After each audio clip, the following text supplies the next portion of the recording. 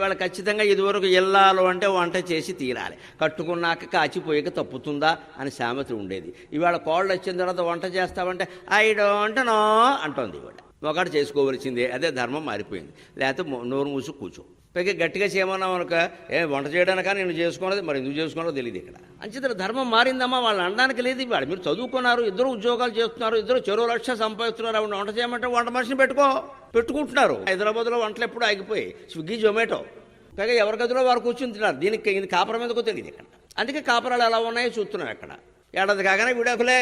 మారిన పరిస్థితుల్లో ఎలా ఉండాలి అంటే స్త్రీల హక్కుల్ని గౌరవించవలసిందే, స్త్రీల స్వేచ్ఛని గౌరవించవలసిందే, స్త్రీలకి స్త్రీలే కొన్ని నిర్బంధాలు నియంత్రాలు పెట్టుకోవలసిందే, లేకపోతే సంసారాలు పాడైపోతాయి. గౌరవించాలి అందరి హక్కులు, పురుషులకు ఉన్నట్టే స్త్రీలకు ఉంటాయి. ఎవరికొన్నా చెడిపోకుండా ఉండడానికే కదా.